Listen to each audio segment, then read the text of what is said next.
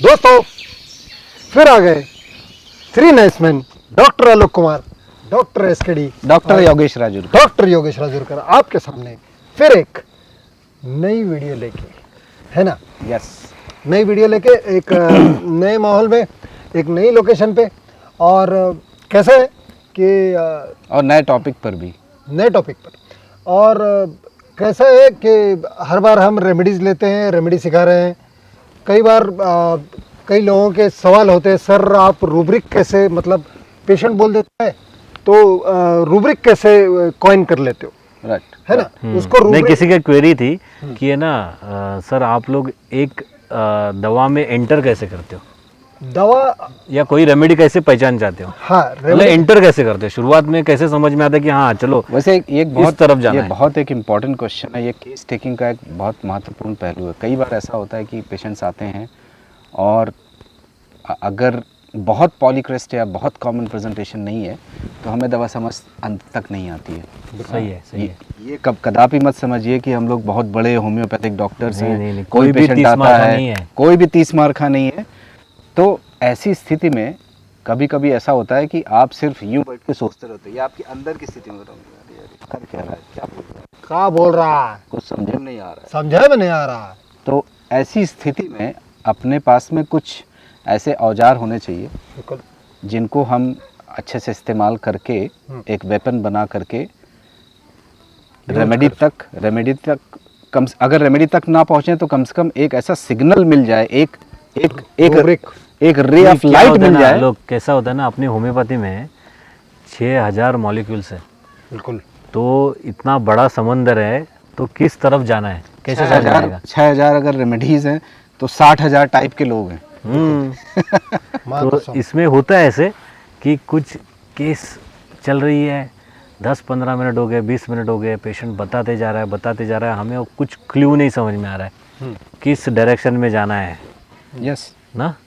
तो इस जगह पे क्या करना है, इस जगह पे क्या करना है। और ऐसे कई बार होता है कि आपको अगर एक रूब्रिक सही से पता हो, अगर आप एक रूब्रिक को सही से पता चल रहा है कि ये पेशेंट ये रूब्रिक तो पक्का दे रहा है, तो ये रूब्रिक लेना चाहिए।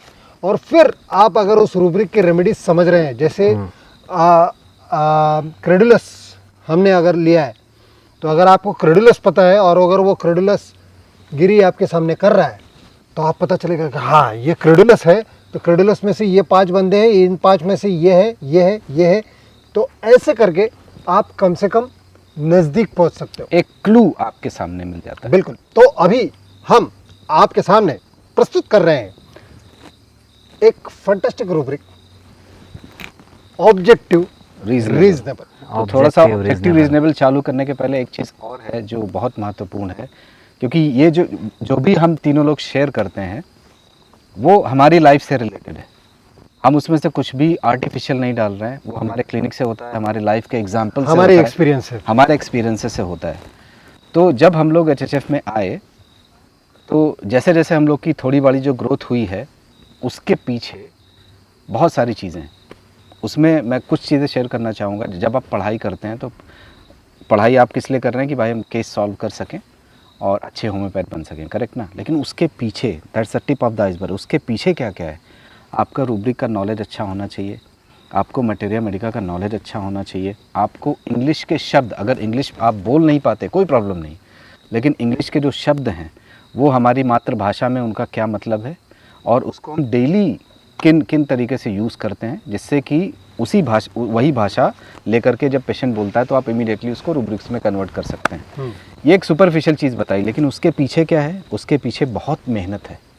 मुझे तो लगता है कि होम्योपैथी में ये जो जैसे अपना जो मेन स्ट्रीम मेडिसिन है उसमें 15 साल पढ़ाई में जाते हैं, करेक्ट ना।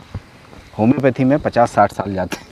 एक जिंदगी तो चली जाए, एक ज़िंदगी चली जाती है और आपको रेगुलरली मेहनत करनी है। तो उसमें सेमिनार्स का, वेबिनार्स का, गुप्ता सर का, मोहंती सर का, राव सर का, डॉक्टर KY का, डॉक्टर मयूरेश महाजन का, डॉक्टर सुनील का, तो जितने अपने पास में रिसोर्सेज हैं हम उनसे लगातार सीखते रहते हैं। बिल्कुल लगातार है। ये कोई ये नहीं कि आज सीख लिया, दो दिन में हो गया बहुत अच्छा, एक बुक पढ़ ली तो बहुत अच्छा हो गया।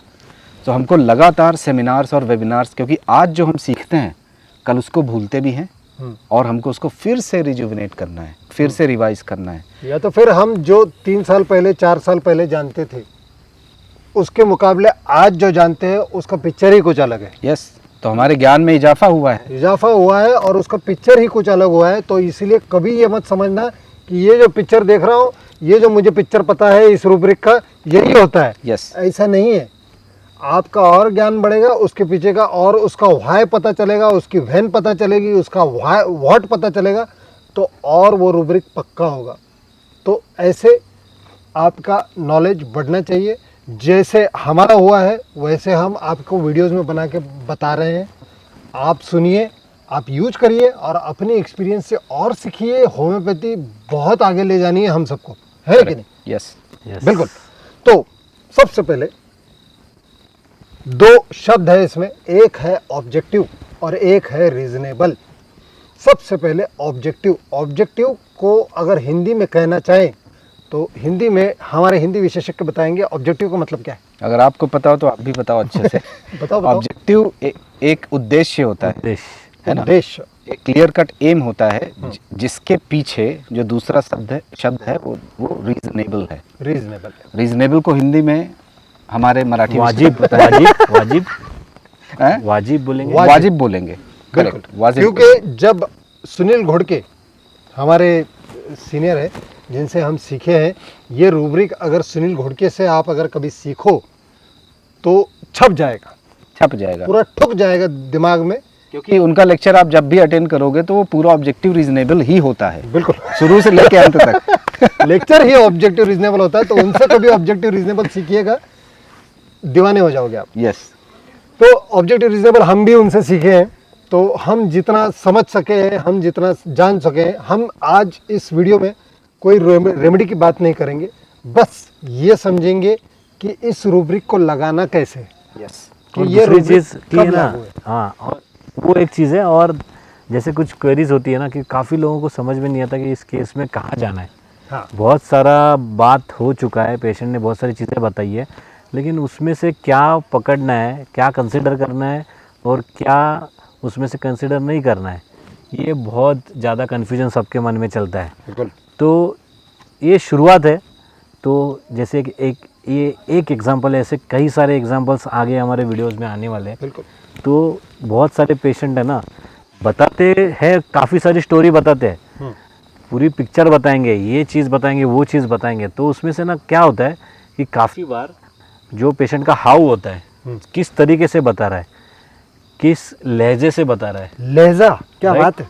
किस मतलब हर एक का ना तरीका बताने का अलग होता है ना। हाँ, कोई बंदा बहुत जैसे कम बात डॉक्टर करेगा। कृष्णा बता रहे हैं, लहजा अलग होता है ना। बोले जो बोरिंग आदमी होता है, एक्सप्रेसिव नहीं होता, लहजा कैसा होता है वो समझना जरूरी है।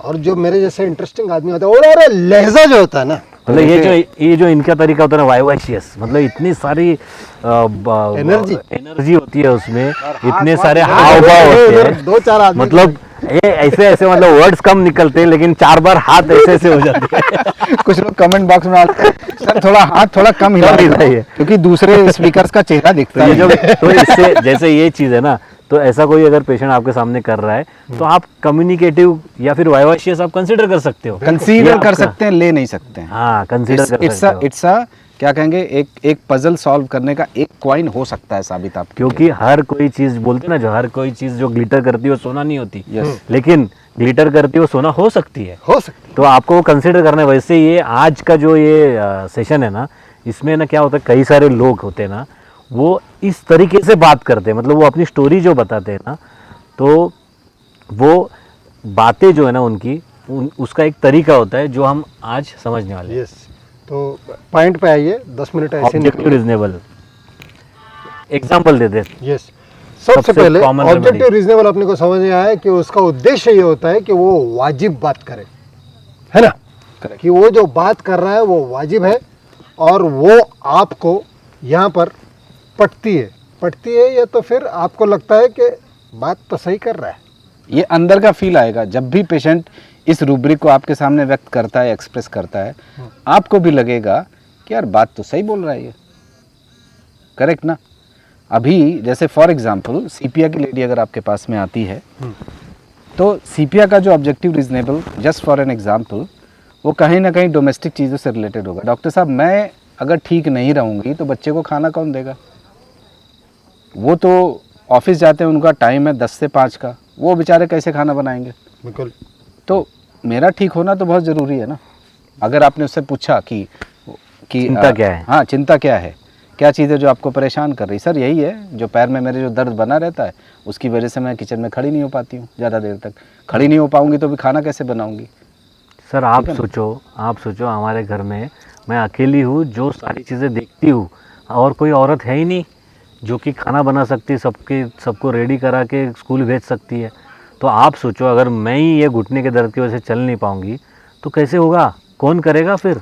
इस चक्कर में सर मैं पिछले 6 महीने से मैंने दवा नहीं करी मेरी अपनी। बिल्कुल। तो हमने ऑलरेडी सेपिया लिया हुआ है, तो जिसमें क्या होता है ना, सेपिया अपने को तकलीफ होती हुए भी आपके अपनी तरफ ध्यान नहीं देते। क्यों? क्योंकि घर का काम बिगड़ने जाएगा। कभी कभी ऐसे भी होता है सेपिया ऑपरेशन करने के लिए रेडी होती है, घर वाले भी रेडी होते हैं, लेकिन सेपिया बोलते नहीं, ऑपरेशन करने के बाद 15-20 दिन डॉक्टर ने बोला कि आपको कुछ काम नहीं करने को जमेगा। और सर बच्चों के एग्ज़ाम आने वाले हैं, तो हमने सोचा कि चलो 4 महीने के बाद बच्चों के एग्ज़ाम सब हो जाएंगे, उसके बाद मैं कर लूँगी, और तब तक तो ये बढ़ गया। तो फिर प्रायोरिटी क्या हुई? बच्चे, घर और पति काम। और बाकी का सब दुनियादारी होने के बाद में नंबर आता है सेपिया का। लेकिन ये स्टोरी जो उसने बताई, ये जो रीज़न बताया, ये जो ऑब्जेक्टिव बताया, उसका ऑब्जेक्टिव क्या है? ऑपरेशन कराना या फिर ट्रीटमेंट कराना। लेकिन वो क्यों डिले कर रही है, उसका जो रीज़न बताया वो रीज़नेबल है। तो आपको वो बताती, सर आप बताओ, अगर काम करने के लिए कोई नहीं है तो मैं कैसे करूँ? इसलिए मैंने ध्यान ही नहीं दिया। मैं जो हो रहा था, मुझे तकलीफ हो रही थी, indifference lies with eyes closed, मतलब तकलीफ हो रही है लेकिन आँख बंद करके, अपनी तकलीफ की तरफ आँख बंद करके अनदेखा करके वो चला रही है काम अपना। और वो चाहती है कि बच्चे की एग्ज़ाम होने के बाद करेंगे, तो हमको भी बताएगी डॉक्टर को, सर सही है ना? तो आप भी बोलते हैं हाँ सही है, बिल्कुल सही है। और यूटेराइन फाइब्रॉइड जो है वो तो 4 महीने बाद भी हो सकता है। ऐसे भी डॉक्टर ने बताया कि चलो वो ऐसे कुछ सालों साल तो कुछ होता नहीं है। करेक्ट। हर एक का अलग होता है। अगर आप यहाँ पर मर्कफॉल भी है ना, अगर मुझे लगता है कंप्लीट रेपर्टरी में, ऑब्जेक्टिव रीजनेबल में आर्सेनिक भी और आर्सेनिक भी है। अभी इसी जगह पर जहाँ सेपिया है, इसी जगह पर अगर आर्सेनिक है, डॉक्टर साहब दर्द इतना हो रहा है, इतना मैं छटपटा रहा हूँ, इतनी तकलीफ हो रही है, मैं कैसे ऑपरेशन ये कर दूँ, पोस्टपोन कर दूँ? अरे यहाँ मेरी जान जाने को हो रही है। उल्टा है यहाँ पे। यहाँ लोग इनको पड़ी है कि बच्चों की एग्जाम है, घर का काम कौन करेगा? अरे मेरा पैर दर्द कर रहा है भाई, मैं ऐसे पैर लेके कैसे करूँगा? मैं अगर सही रहूंगी तो मैं लोगों की कर सकती हूँ, केयर में भी है, लेकिन मैं तो सही होनी चाहिए।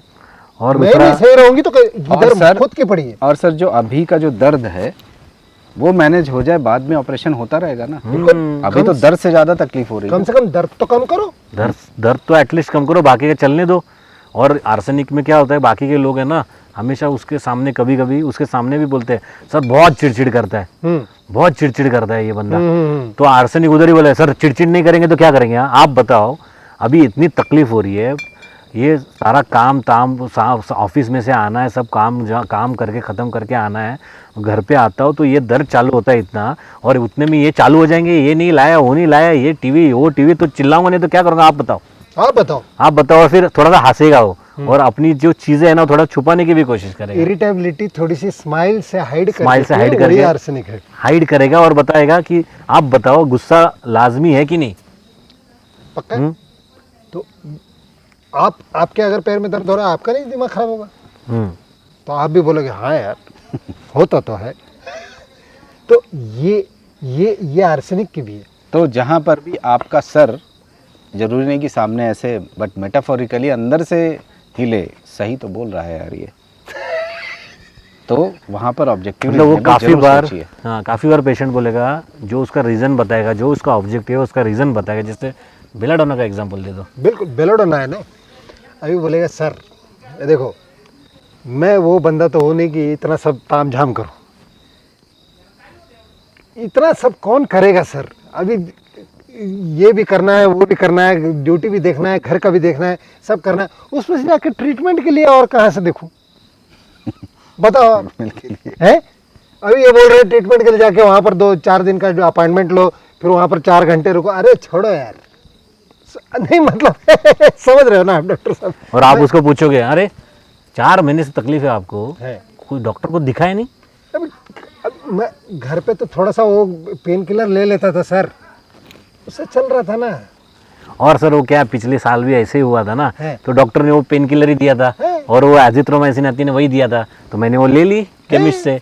तो आप बताओ सर, अगर उससे ठीक हो रहा है तो मैं ऐसे ही चलाऊंगा ना, अभी उस डॉक्टर के पास जाऊंगे तो वो वापस वही लिख के देने वाले वही लिख के देने हैं। तो वही ले लेना है ना। ऑब्जेक्टिव रीजनेबल है, है? तो ऐसे है ना डॉक्टर, है ना करके बोलूंगा ना तो हमेशा वो ऐसे बोलेगा कि है ना डॉक्टर, ऐसा है ना, ऐसा रीजन बता के है ना, तो आप भी बोल देंगे हाँ सही है, सही बोल सही रहे है। सही बोल रहा है। अरे सर, बोल जो तो पिछली सही बार है। आपने जो दवा दी थी उससे ठीक हो गया था, मैं क्यों जाऊं वहाँ पे चेक वेक करवाने के लिए? अरे आप कुछ हो ना, वो दे दो ना मुझे। जैसे बेलाडोना काम के खत्म करो। केस में ही मैंने बताया था ना, उसको ब्लीडिंग इतनी ज़्यादा हो रही थी, जो मेरे से 1-2 साल पहले ठीक हो गया था, तो इस बार फिर से उसको हुआ, कंटिन्यूस धार लग रही है ब्लीडिंग की, और वो मैं नहीं था एक बार, तो क्लिनिक बंद इसलिए चला गया।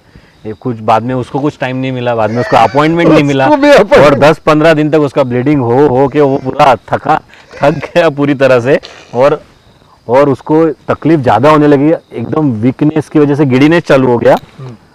तब वो मेरे पास आया, तो उसको जब पूछा मैंने कि अरे इतने दिन से क्यों नहीं आए, थोड़ा bleeding हो रहा है। लास्ट टाइम आपके दवा से ठीक हो गया था। तो मैंने सर ठीक है, उसमें क्या आप नहीं हो, अपॉइंटमेंट नहीं मिले तो ठीक है ना, बाद में आ जाऊंगा मैं। ये फ्रिवलिटी दिख रही है, ये हाँ। फ्रिवलेसनेस दिख रहा है कि उसको ब्लीडिंग हो रहा है इतना, अरे कुछ तो उसका सीरियसनेस ले भैया। अभी मेरे पास एक पेशेंट था, उसको उसका आवाज जो है ना, नाम धर्मेंद्र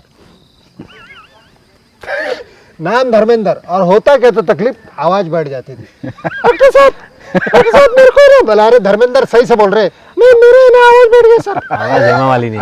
आवाज है वो मेलोडी। और मैं उसको दवा दे रहा हूँ, उसका आवाज ही नहीं खुला। डॉक्टर साहब कुछ फायदा नहीं है। बोला अरे मैं फिर भी दवा दे रहा हूँ। अरे डॉक्टर साहब कुछ ही फायदा है। अरे क्या कर, मैं उसको मतलब ये ऐसे पूछना, थोड़ा पूछने का लहजा, हाँ लहजा सही होना चाहिए। मैं बोला मैं तेरे को 1 महीना हो गया दवा दे रहा हूँ कि भाई तू फिर भी मेरे पास आया, जरा ऐसी कौन सी बात है जो तू फिर भी मेरे पास दवा लेने आ रहा है? कोई अब तक होता तो बोलता 1 महीना हो गया दवा ले रहा हूँ, कोई फर्क नहीं पड़ रहा है यार, दूसरा डॉक्टर कर लेता, कोई ENT कर लेता स्पेशलिस्ट। करेक्ट। तो उसने बोला डॉक्टर साहब कैसा है, मतलब ये आवाज़ में नहीं दूसरी आवाज़ में होता। हमारे चाचा आप ही के पास दवा लेते हैं, हमारे पिताजी वो भी आप ही के पास दवा लेते हैं, सब ठीक हो जाते हैं। और आप ही से दवा से ठीक होते। मैं भी बचपन से आपसे दवा ले रहा हूँ, आप ही से ठीक हो रहा हूँ, तो बताइए मैं कैसे दूसरे डॉक्टर के पास जाऊँगा? पूरा खानदान आपसे दवा ले रहा है, मैं भी आप ही से दवा लूँगा ना, आज नहीं तो कल ठीक हो जाएगा। मत लगता है भाई, कैसे मैं दूसरी जगह जा सकता हूँ? बोले क्या बात है, काम खत्म, रेमेडी पक्का, रेमेडी आ गई। लेकेसिस ट्रेडिशनल प्रेजुडाइज है, खानदान से परंपरा चलती आई है, आपके पास दवा लेना है, होम्योपैथी का दवा लेना है, काम खत्म। गले में दर्द है, पेशेंट आता है 7-8 दिन बाद, आपने पूछा भाई कब से दर्द चल रहा है? सर 7-8 दिन हो गए दर्द हो रहा था। तो 7-8 दिन पहले केस टेकिंग का महत्वपूर्ण हिस्सा है। केस टेकिंग के दौरान ये सारे प्रश्न बनते हैं, यू हैव टू आस्क कि भाई 7-8 दिन पहले जब चालू हुआ था तब आपको आना चाहिए था, तब क्या किया था? तो सीधे ऑब्जेक्टिव रीजनेबल लैकेसिस का देखिए। सर पिछली बार भी जब आइसक्रीम खाया था तो 3-4 दिन में ठीक हो गया था, तो इस बार मैंने सोचा ठीक हो जाएगा, तो मैंने इतना वेट किया। बिल्कुल है ना, सही है भाई, सही है ना। अब हर बार आइसक्रीम खा के हर बार आइसक्रीम खा के आपके पास थोड़े ना आएंगे। करेक्ट ना। लेकेसिस का एक एग्जांपल एसकेडी भी बताएगा। नहीं वही लैकेसिस, इस रूब्रिक के थ्रू आप काफ़ी केसेस निकाल सकते हो, काफ़ी बार, क्योंकि लैकेसिस का तरीका यही होता है। क्यों? क्योंकि लैकेसिस में क्या होता है ना, एक जो नॉलेज है ना, प्रिजुडाइस को लेके चलता है लैकेसिस हमेशा, तो अपने प्रिजुडाइसिस से हटता नहीं है। एक बार उसको किसी चीज़ पे ट्रस्ट हो गया तो वो चार्म हो जाता है उससे, पूरी तरह उसका दिमाग में वही चीज़ बैठ जाती है, छप जाती है। तो शुरुआत में होम्योपैथी की तरफ होता है कि उसके बहुत डाउट होते हैं, उसको ट्रस्ट नहीं होता है इस आसानी से, लेकिन एक बार उसको ट्रस्ट हो गया तो फिर वो चीज़ पूरी तरह छप जाती है उसके माइंड में। तो लैकेसिस की बात करने का तरीका ही ऐसे होता है कि क्योंकि वो फ्रिवलस बंदा होता है, एक अपना पैशन लेके चलता है, एक ही पैशन में 100% देगा, लेकिन वो पैशन छोड़ के बाकी की चीज़ें हैं ना उसमें वो ज़्यादा ध्यान नहीं देता। बिल्कुल। तो जब उस टॉपिक पे बात आती है ना, जहाँ पे लैकेसिस फ्रीवलस है, जहाँ पे लैकेसिस फ्रीवलस है, उस जगह पे अगर आप डिस्कस कर रहे हो तो उसके पास जितना नॉलेज है उसको लेके वो उसका ऑब्जेक्टिव रीजनेबल की तरीके से बात करेगा बिल्कुल कि हाँ सर देखो ये ऐसा ऐसा है ना, तो ये ऐसा ऐसा कर दिया, आज के छोड़ देगा, उसके डेप्थ में नहीं चला जाएगा। तो एक केस थी, पाइल्स की केस थी, सिमिलर था ऐसे ही। वो बंदा जनरली लैकेसिस कैसे होता है, वाइवेशियस होता है, लेकिन वो अपने दोस्तों में वाइवेशियस होता है। हाँ। अगर उसको बहुत तकलीफ हो रही है, परेशान है, ऑलरेडी काफ़ी मेडिसिन के लिए काफ़ी खर्चा कर चुका है, फिर भी ठीक नहीं है, उसके बाद वो मेरे पास आया और उसको ये भी पता है कि यहाँ पे क्या होता है कि ये होम्योपैथी डॉक्टर के पास मतलब ऐसा भी नहीं है, यहाँ पे भी काफ़ी फीस देनी पड़ेगी। तो ये सोच के वो थोड़ा सा खींचा हुआ है, थोड़ा सा उसको पता है कि अरे यार कहीं पे भी ठीक नहीं हुआ हो, यहाँ पे भी अभी पता नहीं कैसा क्या होने वाला है। तो पहला जो एक्सप्रेशन था ना उसका, वो बहुत खींचा हुआ था, थोड़ा सा गुस्से में भी था। तो उसको पूछा गया कि देखो आपको ये ब्लीडिंग हो रही है, तकलीफ़ हो रही है, तो उसको क्या किया, इस अब तक क्या किया? तो उसने क्या बताया कि इसके लिए मैंने ना अब तक सिर्फ वो ना तुरटी आती है ना, एलम आलम, हाँ वो लगाया उसको।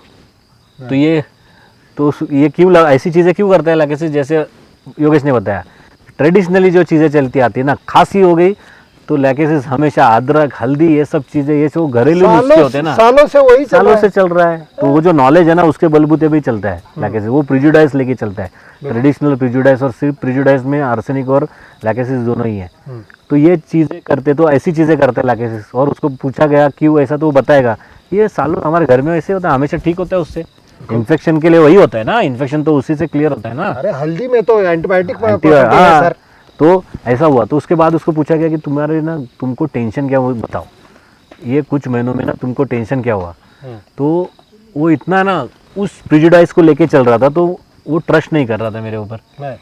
तो ऐसे ही बोल रहा था नहीं सर टेंशन तो हाँ हुआ, टेंशन तो हुआ। तो मैंने बोला क्या टेंशन हुआ? ओ सर वो फैमिली में हुआ, मतलब हुआ है टेंशन, जिसके बाद ही ये चीज़ें तकलीफ चालू हुई है। तो अभी ये कैसे होता है, टेंशन के बाद ब्लीडिंग तक मामला कैसे जाता है? टेंशन से जैसे बीपी बढ़ता है वैसे पित्त भी बढ़ता है टेंशन से, और बहुत सारी बॉडी में चेंजेस होते हैं, ठीक है ना। तो वो डिटेल में हम किसी और वीडियो में जाएंगे, ठीक है। तो उसको ना ये तकलीफ होने लगी ना, तो उसका रीज़न भी था कि फैमिली में कुछ प्रॉब्लम हुआ है। लेकिन उसको पूछा कि क्या हुआ वो तो बता। तो उसने ना उसको बोला नहीं सर मैं तो ये मानता हूँ, मैं जो ट्रैवल किया था ना, वो खाना वाना गड़बड़ हो गया ना, मैं तो यही मानता हूँ कि उससे से हुआ। मतलब उसने ऑब्जेक्टिव रीजनेबल शुरुआत में बोला और उसके बाद ये प्रिजुडाइज दिखाया अपना कैसा है, राइट। तो ये चीज़ें होती ना, तो इस वीडियो का तात्पर्य ये है ना कि कुछ केसेस में पेशेंट ज़्यादा बात नहीं करता है, कम इन्फॉर्मेशन होती है ना, उस वक्त पेशेंट किस तरीके से बात कर रहा है। जैसे इस केस में प्रिजुडाइज और ऑब्जेक्टिव रीजनेबल जैसी चीज़ें लेके हम एंटर कर पाए उस केस में। तो ऐसे ही और भी काफ़ी सारी रेमेडीज है, उसमें एल्यूमिना है, मर्क्सॉल है। मर्क्सॉल है बोलेगा सर शुगर है तो फिर आम काय को खाते हो, आपका शुगर बढ़ा है तो आम काय को खाते हो, मिठाई काय को खाते हो। बोला डॉक्टर साहब देखो मैं तो कहीं बाहर जाता नहीं हूँ। अभी ये घर में जितने लोग हैं ना, ये सब लोग बस ये लोग को ये पता नहीं चलता कि भैया मैं डायबिटीज़ का पेशेंट हूँ। काहे को वहाँ पर गुलाब जामुन ला के रखते हो, दूसरों की गलती है। काहे को आम ला के रखते हो?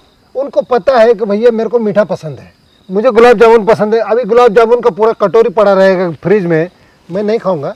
हेलो है बताओ, मतलब इसको बीमारी है और गलती किसकी है? घर वालों की। घर वालों की गलती है। क्यों ला के रख देते हैं? क्यों ला के रखते हैं? अभी आम मेरे को मैं फेवरेट है बचपन से, अभी डायबिटीज हो गया है, ये लोग आम का पेटी ला के रखेंगे। तो ये बताओ, ये ऑब्जेक्टिव रीजनेबल है फैमिली की कंप्लेन को लेकर? फैमिली को कंप्लेन करेगी, उसके साथ में गवर्नमेंट जोड़ लो, उसके साथ में ऑब्जेक्टिव रीजनेबल जोड़ लो, मर्क्सॉल आपकी रेमेडी पक्की।